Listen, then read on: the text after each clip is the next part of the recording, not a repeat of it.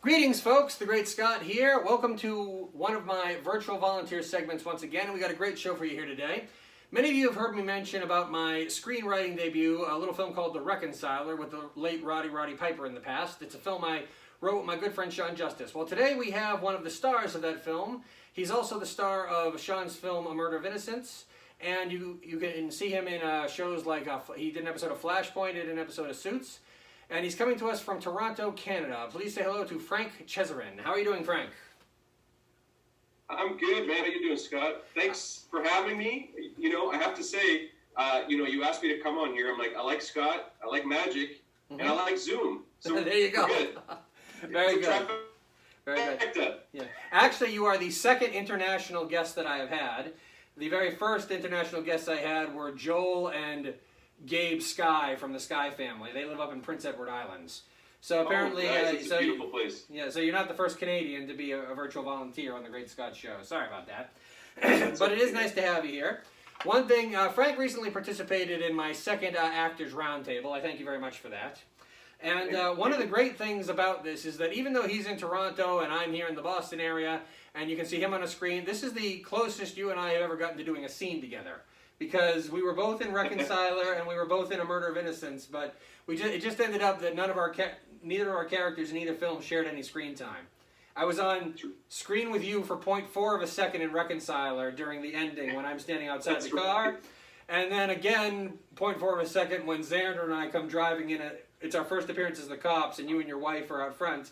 We were on screen, so we never had any dialogue. But in both, I almost wonder if Sean, the director, did that on purpose. It's almost like, okay, so I got to get my token 2-second shot of Frank and Scott together. It's kind of we're like ships passing in the night. Exactly. Another interesting thing was, I mentioned this in the Actors Roundtable as well, is the fact that Reconciler was a movie that was my screenwriting debut. It was kind of my baby. It was based on a play that I wrote, and I always tell people Sean is the guy who made my dream come true. I loved working on A Murder of Innocence, but that was basically just a chance to act again. I had nothing to do with the production side of that movie. I was basically just an actor. And what was interesting is that on Reconciler, I was a lead role, and you were the actor who showed up for one day and shot a part. Whereas on A Murder of Innocence, you and your wife were the lead roles, and I showed up for like 1 week and shot my role. So it was kind of like we were the opposite of what the other one was on each film. So I always thought that was kind of interesting. Yeah. Now, speaking of The Reconciler, I have a trick here that I have been saving ever since we unfortunately, I know, we tried to do this. This happens sometimes, and Frank's not the first guest it's happened with. There have been some guests that I've tried to get on here, and then something has come up that has delayed us, and we were actually supposed to do this about a week or so ago, and then we ended up, but so this has been a while coming. But the minute that Frank told me that he was willing to be one of my volunteers, I knew the very perfect trick to do with him. If you remember in the movie Reconciler, me and Jordan Steele find his brother locked in a what? In a mallet, like what do you call those things? A trunk. A trunk. That's right. Which is big why, briefcase, a really big briefcase. Which is why I thought this trunk trick that I have right here would be the first. Would be the best one to do with a Reconciler cast member. Now I'm going to move the computer here a little bit so that you can see my table. Okay. And that you can see that the trunk is right there. Okay. Here we are. And as is a lot of the tricks that I have done here on the Virtual Volunteers, we will be doing a card trick with Uno. And I've explained several times. If you want to know why I use Uno cards, you can hear it by just about any explanation that I give on the other ones. It's mainly because of colors and numbers, and because prior to the shutdown, I was doing a lot of kids' parties. And Frank, have you ever met a 5-year-old who knew the difference between a club, a diamond, a heart, and a spade? I don't even know the difference. Yeah, exactly. So no. But you can see these. Like, for example, what number is that? Yeah. Okay. 4. Yeah, exactly. Okay. Now, I always tell everybody this. All that's in here are numbers. There's no draw twos, skip wilds, or anything like that. Because if you did that, you would have too big of a deck. And unfortunately, a real Uno deck is over 100 cards, and magicians are used to 52 cards. So the best way to do that was to just cut it down to all the numbers. But you can confirm for me that these are all different, correct, sir? Yes, absolutely. All right. Now, this is something else I've explained several times. This is how you have a person pick a card when they're on the other side of a computer screen. Obviously, it would be a real magic trick if I could figure out a way for you to reach through the television and actually have your head. That would be a magic trick right there. So, in essence, you have to pick a card without actually physically touching it. Here's how you do it. Watch. I go like this, and you tell me where to stop. Stop. Right there. Can you confirm for me that that is where you stopped? Yes. Okay. But to make this more interesting, I'm going to put the card that you stopped me on that's face down on the table right here. Now, I know that at the moment, this is one of the advantages of Uno cards. You know if the card is upside down or right side up because of the way that the word Uno is facing. Okay? So I know I have not looked at it, as you can see. I'm going to show it to you right now, Frank. I have my hand over my eyes. Can you see that card, Frank? I can. Okay? I'm now going to show it to the camera so that everybody watching knows what it is as well. There we are. I am then going to put the card back into the deck like so that it's completely lost there. Now, Frank, I showed you this little trunk before we did the trick, and I did not show you what was in it. Is that correct? That is correct, yeah. That is correct. So the question remains, what is in this? No, it is not a miniature Jeremy Steele tied up. Okay? That would be magic. That would be magic, that's right. Let us see what is inside of this trunk. Twins, just like in the movie. All right, so that remains. Okay, so now we have a smaller trunk here. What is inside of this? I think a trend is beginning to emerge. Okay, well, I wonder what is inside of this. Well, it's not a miniature version of one of the Steele brothers, and it's not another trunk. Frank, can you see what is in there? There's a card in there, but I can't. Whoa. Yeah, it fell out. It's a very small Uno card. It's a very small Uno card. It is small, yeah. It is small, as you can see. But what's interesting is that I believe this very small Uno card Nice. is the one that you picked. Would that be the card that you selected, sir? It is the card I selected. Thank you very much. Nicely done. Give yourself a nice round of applause, awesome. please. Thank you. Thought you would enjoy that. So as I mentioned... That's great. That's really great. As I mentioned, you're coming live to us from Toronto. And I know that there's a lot of shows that film up in Canada. I remember when my very first day on the set of A Murder of Innocence, I believe you guys were shooting the clinic scene. And you had already been on a show that my parents and I watch a lot that's filmed in Canada called Suits. You did, I think. Did you do one episode or 2 episodes of Suits? I can't remember. I did two episodes, yeah. Yeah. And I remember, I think it was like almost midnight. Sean, our director, had not slept at all. Everybody was tired. I was tired because I had gotten on a plane early that morning and I didn't want to chill at the house. I wanted to be on the set. Of course, then because of the time difference from Boston to Washington State, at that, if you add in the time difference, I had been up for like over 18 hours at that point because I had gotten up so early Boston time. And I remember Sean had me running the boom mic, and I was just holding it up. And I remember, just to be funny, I pulled up my Amazon account. I purchased one of the episodes that you were in, and I just started playing your scene, and I showed it to the makeup artist, and she was being sarcastic. She was like, "Oh, I don't know who that is at all," right there. So it was kind of interesting. And of course, what was your experience on that like? On that show, was that on Suits? Yeah. Amazing. Mm-hmm. I mean, when I got on that show, it was such a well-oiled machine, and everyone's such an incredible professional on that show, from the actors to the crew. It was one of the best experiences that I've had shooting on a larger production, for sure. Mm-hmm. One run. Actually, go ahead. No, you go ahead. Sorry, I was actually going to.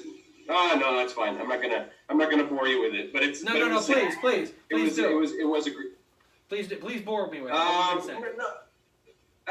no, there was just a specific moment on that show where when I first got the script, there was a scene within it where actually my character took the Lord's name in vain within the show, right. And I remember when I got the script, I was like, I'm not comfortable with it. And the amazing thing is, when I went to the read-through, it was there, And, I said it, but I said it kind of under my breath, not really. I didn't want to say it. I just felt, because everyone was there, the producers, the writers, everyone. But the way God works is so amazing, because when I got the rewrites, it was gone.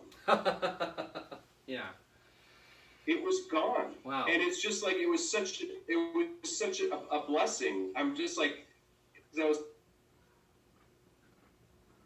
telling my wife, I was telling Rachel, I was like, how am I gonna, I don't want to do this. I just said the end of it. I said, damn in it, but that was it. I didn't want to go there. And it was just amazing. It's amazing how God works. And that when I got the rewrite, it was gone. Like, I was like, thank you, Lord. It's amazing. Yeah, Suits was a good show. They do have a tendency to cuss up a storm on that show. Unfortunately, they were on at like 10 o'clock at night. One of the things I've noticed about USA shows is it's basically gotten to the word where, with the exception of the F word, they can basically say anything, unfortunately. Yeah, that's where it's gotten. Yeah, for sure. Yeah, there's even some cuss words that weren't allowed on network TV a couple of years ago that they're now allowed to say. I won't say any of them here. But one running gag within my... Thanks. What'd you say? You're welcome. I said thank you. One running gag within my own personal family is that Suits and a show called White Collar were two shows on USA that my parents both introduced me to. One of the things I absolutely loved about the show White Collar was the fact that it was a procedural crime drama, but because they were in the white collar division, they weren't always investigating murders. So, in my opinion, it was one of the least goriest procedural crime dramas out there, because they were investigating like art theft and jewel thieves and stuff like that. I mean, a person would die here or there, but it wasn't every week it was about how a person was killed. Anyway, I'm getting sidetracked. But my mother, bless her heart, always got White Collar and Suits mixed up. And part of that was because there was a character named Mozzie on White Collar who called Peter Burke's character Suit. And that was the reason why she constantly mixed up. She would call White Collar Suits and Suits White Collar. So it was just, she's like, we got to watch White Collar now. And I'm like, no, we are watching Suits right now, Mom. And White Collar went off the air first. White Collar actually wrapped the same year we did Reconciler. It went off the air in late 2014. It's hard to believe it's been gone that long, because I've actually been... Yeah. It's been my go-to show to watch during this whole... during the pandemic? During this whole pandemic. I mean, here in Massachusetts, things have loosened a little bit. It looks like we're on the verge of phase 2. The governor announced today... Good. The governor announced today... Listen to this. Back in April, when we had the surge, as they're calling it, they were doing a ton of testing, and the positive cases were at almost 30%. Okay? They're doing even more testing now, and for the past 2 days, the positive cases have been at 5%. Okay, a downward trend is good. Yeah, exactly. So there's still going to be restrictions, but he's let some businesses open, and he's going to let some other ones. I can tell you this, I would not trade places with our governor for all the money in the world, or our president, or the mayor of Boston. I look at them and I say, regardless of what, I don't want to get too political here, regardless of what you believe, people who are in position of public, you really need to pray for them. In some ways, I think you need to pray for them even if they're a leader who you don't think is doing a good job. You should pray for them even more, as far as I'm concerned. Yeah, agreed. Yeah. So anyway, how's everything? How's your wife Rachel doing? You guys were in A Murder of Innocence. That was your first time on screen together, right? On screen, yes. Yeah, okay. Yeah. We've done some stuff on stage before together, but it was really special for us to be able to do that, and it was a blessing for us in so many ways. From the people we worked with, to the people we met, to the Anderson family in general, and who it's based on. Right. It was something special for sure. Yeah. Actually, I was telling Sean Justice, the director, this the other day. Yesterday, I am just minding my own business, and I get a random Facebook message from a lady that I used to... She was a Facebook friend of mine who I just chatted with, but I hadn't talked to her in like years. And I've been doing a lot less of that lately, talking to random people, because ever since I've been driving Uber Eats, I've had less free time, actually, which is a good thing. But anyway, out of the blue, she just messages me and says, so it's like this. It was recommended that I try Pureflix, and I picked this random movie called A Murder of Innocence, and halfway through I'm looking at one of the policemen and I realize it's you. So I was like, okay, I got to share this story with Frank when he's on the show. So apparently A Murder of Innocence is on Pureflix now, so. It is, yes. Yeah. Someone else mentioned that to me. Yeah. So that's really great. I mean, anything that gets it out there and gets it seen. For sure. Reconciler's been on Pureflix for a while. Unfortunately, it was there before Sean and I ever knew it was there. But that's another story for another time. Oh wow! Yeah, yeah. Really, it was on Pureflix before you guys knew. Yeah, and that's there's some details there that I can't get into, unfortunately. But unfortunately, that's what happened. You know, I told you, I think, when I met you and Lindsay, who played your partner in Reconciler, that I made kind of a crack. You know, I heard that writers have no power, but I think it's pretty true. And unfortunately, that's another thing. So you don't always know. See, unfortunately, a lot of the decision makers come from the people who are financing the project. And while I came up with the idea for Reconciler, while I co-wrote the movie, I did not finance the film. That happened because of what happened with Sean's son, which is a story that he shared when he was on here. So, Frank, I thank you for your time. I thank you for your. Yeah, no problem. Okay. Was there something else?